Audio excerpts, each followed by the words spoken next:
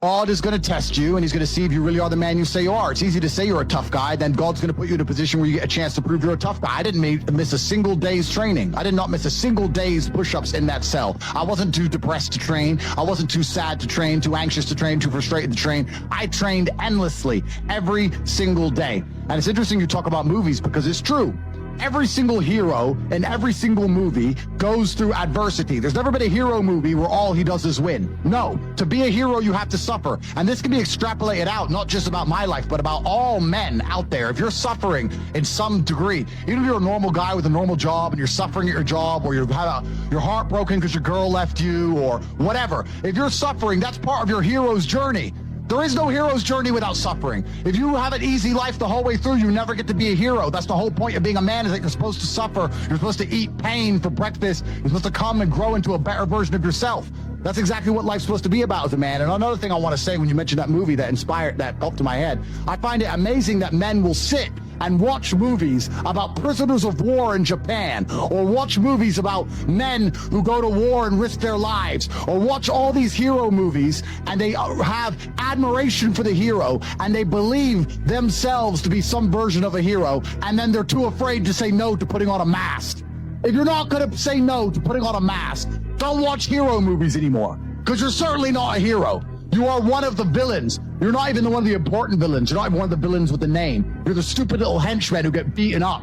Those guys who are on screen for a flash of a second and die without consequence. Nobody even cares or mentions them again. Their family don't even get to give them a funeral. They're nobodies. You're a nobody villain. You're not even an important one. The important villains, we know their names. You're a number. You're not a name. If you're going to watch superhero movies, don't put a mask on your fucking face. And if you want to be a superhero in life, you need to understand that for 80% of the movie, you're going to suffer. For 80% of the movie, you're going to lose. Watch any superhero movie. For 80% of the movie, it is nothing but pain and frustration and difficulty. And when your life is that way, you have a chance to grow into something fantastic, and you should thank God for every difficult thing he puts in your path. Yeah, so I knew the guards were watching me, and I'm stubborn, and I believe that every time I did push-ups and they saw me doing them, I believed in my heart it annoyed them.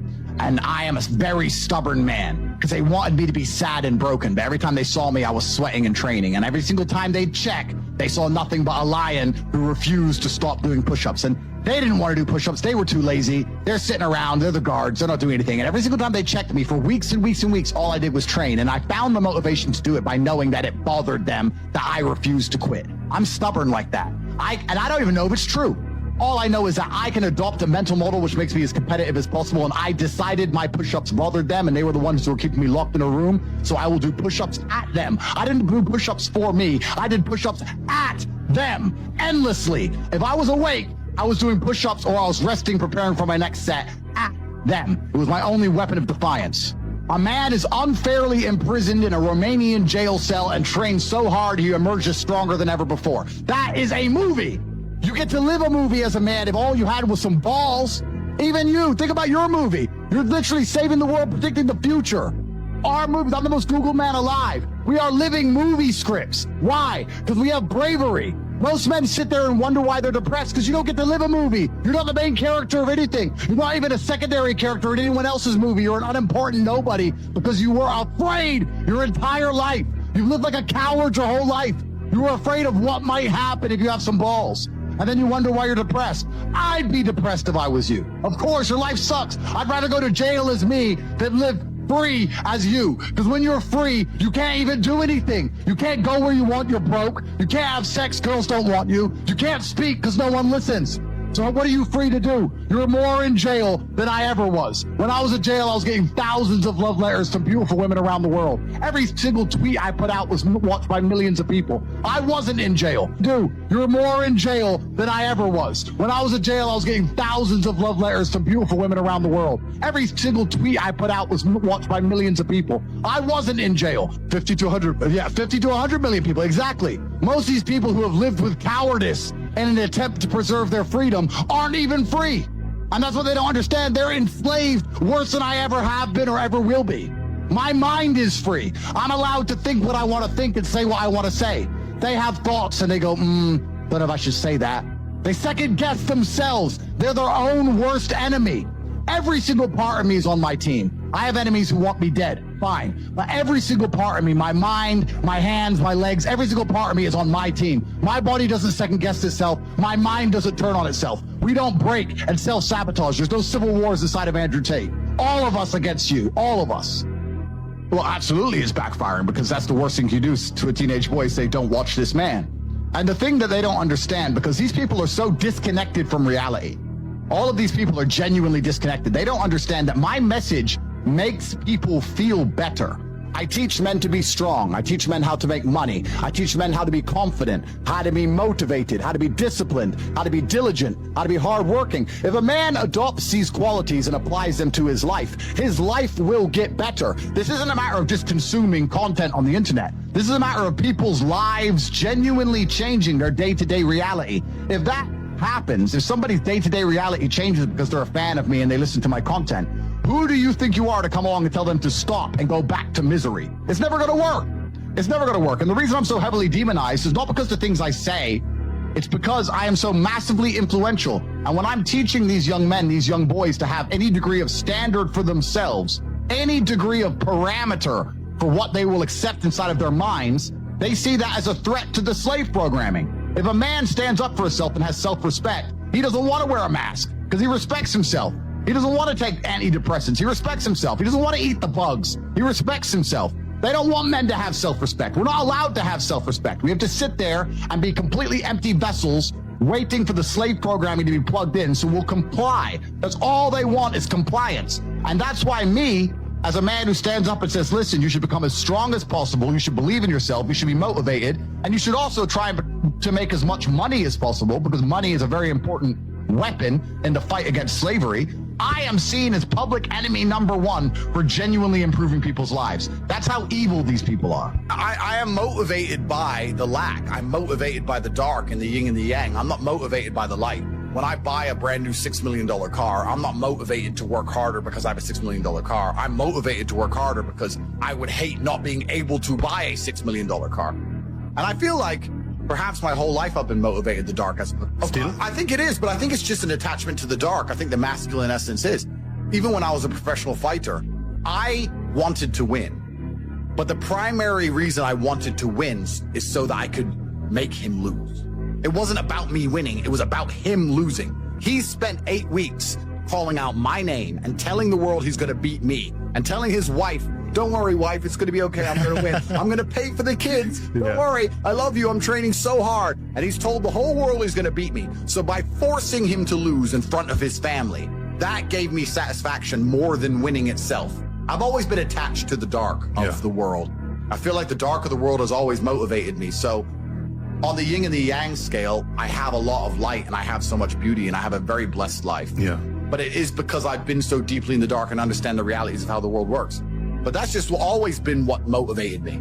If I want to, once again, put it down to something asinine like buying a car, if I want to buy a Koenigsegg, I don't care about driving the car. I just want other people to not be able to have it. What's made me the most money is the War Room. The War Room is a private members organization that I run. So when I first got, this is interesting, when I got extremely wealthy, I wanted to know where I kind of felt like I'd gone to outer space expecting to see aliens, and I got there and there were none. No idea. I was like, where is everybody? Okay, I'm rich, but I expected once I became rich to meet other men who were rich, focused, intelligent, had their dating lives in order, their physical health in order, their finances in order, their connections in order. And I got to the top of the mountain and I looked around and realized nobody had it. Like, yeah, this guy's rich, but he's cucked by his wife and he's fat. This guy's rich, but he's controlled by the Matrix. This guy's rich, but he's dummy. He just made a bunch of money making music, rap. He's an idiot. This guy's rich. Like, there was nobody who had it all. I was like, and I wanted a network of genuine predators. I wanted the Freemasons almost. I thought, I didn't want to join their organizations. But you wanted people like you. I wanted people like me. So I started an organization to find those men. If you spend all of your time sitting around people who talk about how to become powerful and influential and rich, guess what you're going to end up being? Powerful, influential, and rich. So now I have the greatest network on the face of the planet. And when I say it's maybe the most money, it's not because of the membership fee. The membership fee is very low. It's cheap. It's because of the opportunities and connections inside of the war room. And that's why I am ultra competitive, and that's why nobody will ever beat me. If you're an individual and you wake up and think, I want to make my life better, and you spend 8 hours reading a book, that's fine. When I wake up to maybe 25 messages from some of the most influential and rich people on the planet that you've never heard of, telling me, buy this now, this is an opportunity to make money on the Russian ruble, this is an opportunity to make money here, this is an opportunity to make money on this land, this is what's going down in Iraq, here we have an opportunity in Nairobi, and I'm sitting there going, okay, and I have got all this curated information and genuine opportunities in real time presented to me, and within 15 minutes I've made a $5 million investment. Yeah. You're on page 1. You're still reading your book. The introduction. You're still reading. Yeah, you're still reading the introduction. And this is why, against people like me and my network and the other people inside the war room, you will always lose. Yeah. So the war room's maybe the most money, but not because of membership fees or anything like that, because of the genuine connections and opportunities inside the war room. And we're just free minds. Anybody who listens to what I say and agrees with it and likes it should understand that you are the sum of the 5 people you spend the most time with. 100%. And if you know 100%. That, then you need to make sure you're not spending time with anybody you don't want to be. And if you learn and absorb and you're in the right place, then you can do fantastically well. So the war room, I mean, with the war room network now, dude, I could never be broke ever again. I think the world would be a terrible place if everyone had a free mind. You do need the slave minds. I've heard you say that. As annoying as they are, you do need the slave minds. You do need the guy who believes that, working the gas station is important and he's good at it. You need him. It's good. You need these people. But what if that guy just doesn't know any better, though? It's good. Or he's what we're talking about. Good, fine. The world can't all be, mansions on the palm and the They can't all be that. So it's successful is all about self-definition, which is what I was saying at the beginning. You have to decide who you want to be. And if you wanted to be Joe Schmo and you pull it off, then you'll be a pretty happy, content person. It decides who you want to be. I think the people who are miserable, it's the gap between their expectations and their reality. That's where the misery lies. Yeah. My expectations were always enormously high. Even when I was a nobody, I knew I had to be filthy rich and a kickboxer, and I knew I had to be the kind of guy that people gave Were a shit. you happy at that point? I know, but I knew I'm basic things. At the age of 15, I knew that if I'm the kind of guy that if I raise my voice, people are going to care. I'm not going to be the guy who starts shouting and everyone thinks it's funny. I know I'm going to be the kind of guy who is genuinely a formidable opponent in all realms of human endeavor. I know I'm going to have money. I know I'm not going to take. Where did that come from, though? Well, you can't just. Yeah, I know. And I understand what you're saying, because my whole life I felt like there's always more. I know that there's more. But I think a lot of people have that. Of course. But the people who are miserable are the people who don't try hard enough to obtain it, because I actually believe, and this is another thing I'll say, I believe the universe is very giving. I think the universe and God himself is very giving. I've yet to meet somebody in all my years who is genuinely giving 100% of themselves day after day, doesn't snake anyone, firm handshake, will look you in the eye, doesn't lie to nobody, and tries 100%, doesn't get what they want. I've never seen it. Every single person who doesn't have what they want, there's something in their story that doesn't quite add up. I've yet to see some guy have you ever seen a guy who eats right and trains his ass off and never misses a gym session, ever not grow? Ever. Never. Not ever. What? Not what? Grow. Not grow. Not make ever. It's just, that's the way the universe works, right? So if you're truly about it and you're truly trying your absolute best, you're going to do it. And that's what I believe. I believe the universe is extremely giving. So when I meet somebody and they go, I really wanted this and I don't have it, I say, you didn't really want it. You're a liar. I don't understand, or I don't fathom the concept of fun. I don't wake up and think, what can I do for fun? I don't wake up and think, what is fun? I want fun. That never crosses my mind. I wake up and think, I have things to do. And if I don't have things to do, I'll find things to do. You can always do more work. There's no such thing as no work to do. After this podcast is done, you can release it and you can make X amounts of clips. That's going to be done. And then you could watch it back and you could analyze every word you've ever said and you could find a way to say it differently. You could look at a dictionary and find new words and you could learn them and you can memorize them all. Then you could sit down and you could rehearse it and use those words and sentences to make sure you pronounce them correctly and you don't make any mistakes. Then you could always do more work from the same thing. The work is never ending. The money is never ending. So you have to find joy in your work. Well, you have to find purpose at least. I don't know if I even find joy in my work because I'm stressed and annoyed. I'm furious all the time. What do you mean we've made $1.3 million today? It's a joke. Flip the computer. But it's you have to conquer the earth. And that's another thing about opportunities, right? Because you have to be positioned to take advantage of opportunities. Yeah. It's like in chess, they say good moves come from good positions. It's true. You can't find a good move from a terrible position, right? If you're sitting at home with no money, it's hard to invest in Bitcoin at $1. It doesn't matter what it goes to, right? You got to be in a good position to take advantage of things. You've always got to be in a position where you have a good network, you have good information, you have some kind of liquid money, you have the ability to survive without that money, you could take a risk. Like, it's hard to set yourself up. I'm in a position now where I'm in the NBA. I'm an NBA player. I can never go broke again. So it doesn't matter, right? But once you're in the NBA, I can throw $1 million at something. It doesn't matter if it works or not. So for me, it doesn't make a difference. And that's why it's so much easier. They always say the first million is the hardest, and they're completely right. Once you get to a certain point, you can gamble to a degree. Yeah. I don't want to sound, airy-fairy, but I truthfully believe the universe is a giving place, and that if you actually really want something, you can have it.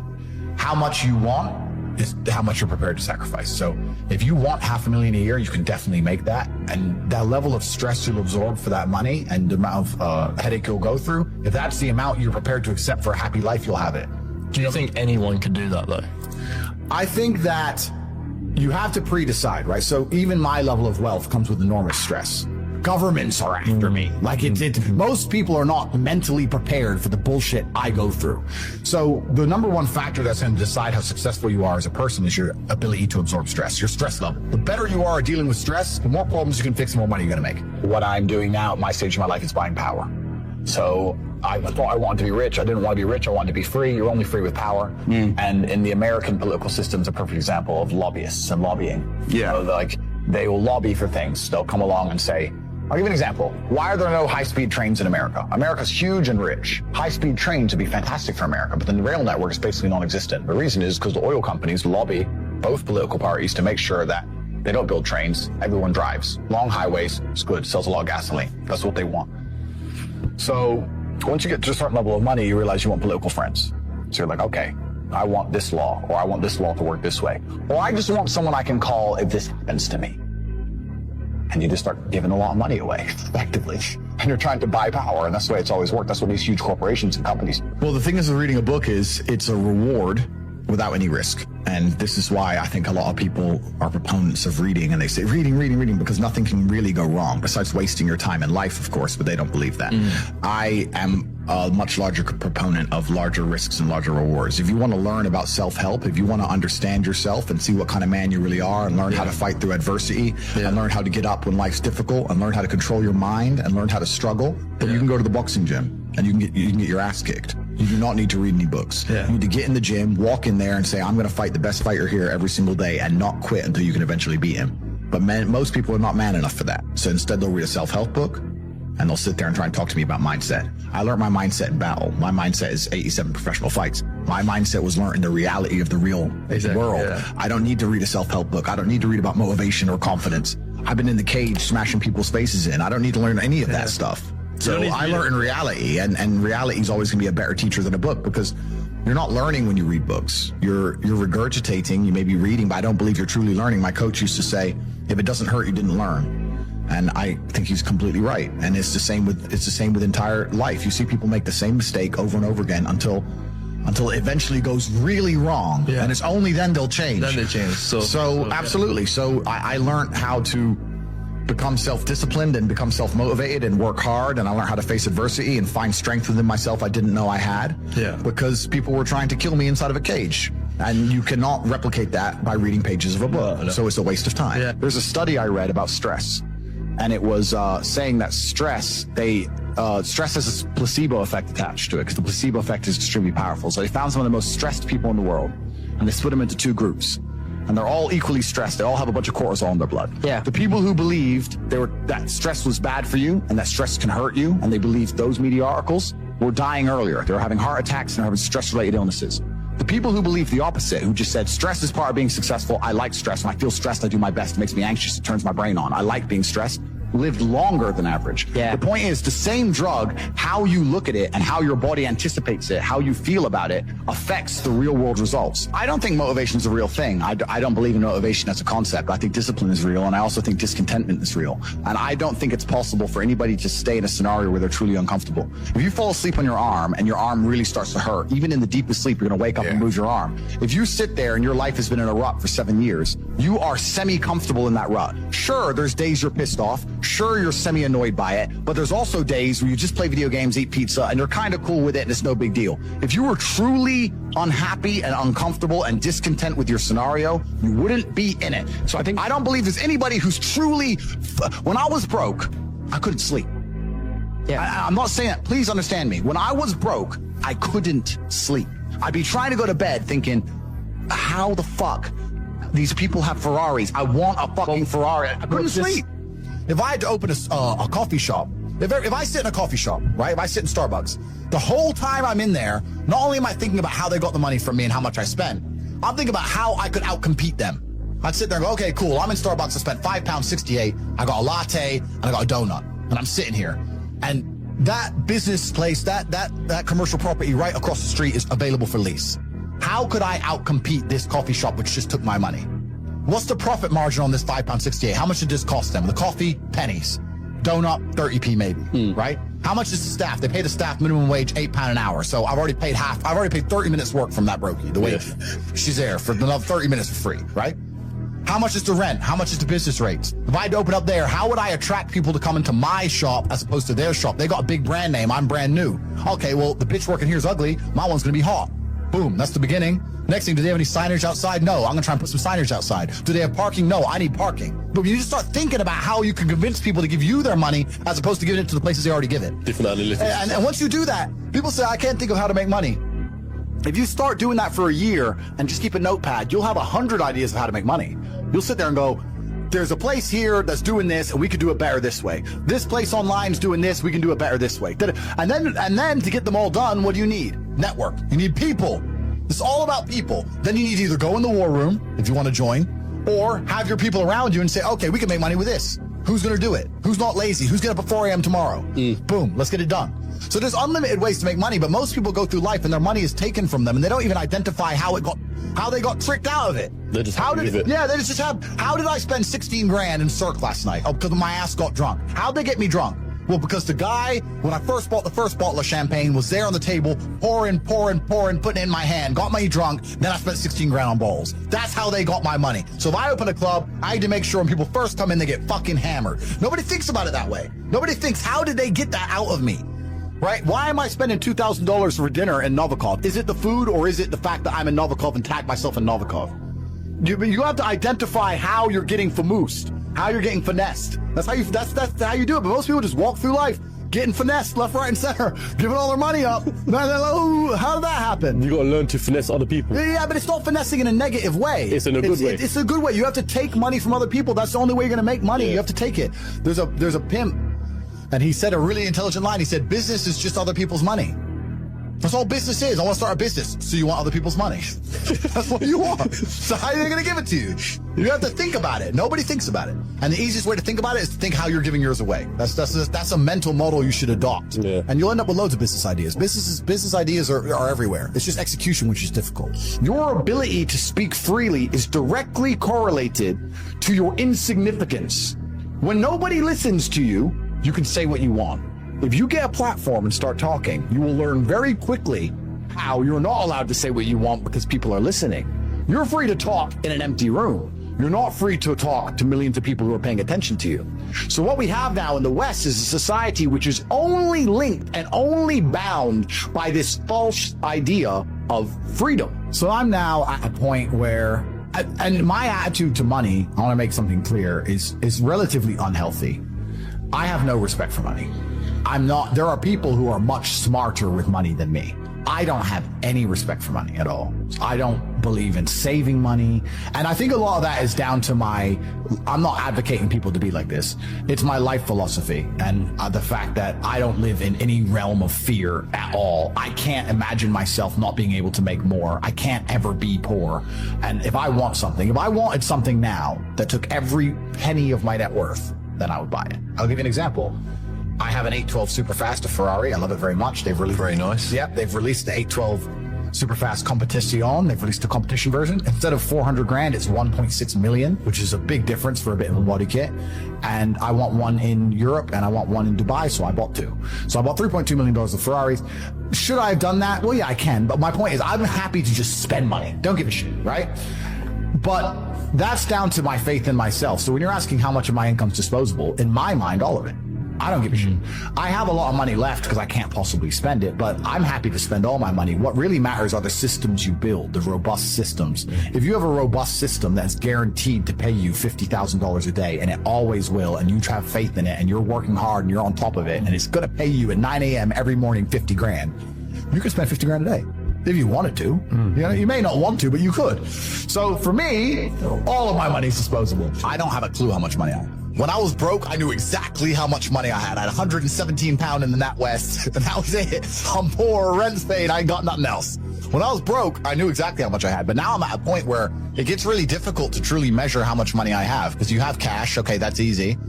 I have some crypto, which is constantly fluctuating. And then you have assets, and the price of the assets is constantly fluctuating. And then I have companies and income streams, which need to be valued. And how do you value them, right? They can be an 8 times multiplier in some circumstances, and others they'll be a 10 times multiplier. So it's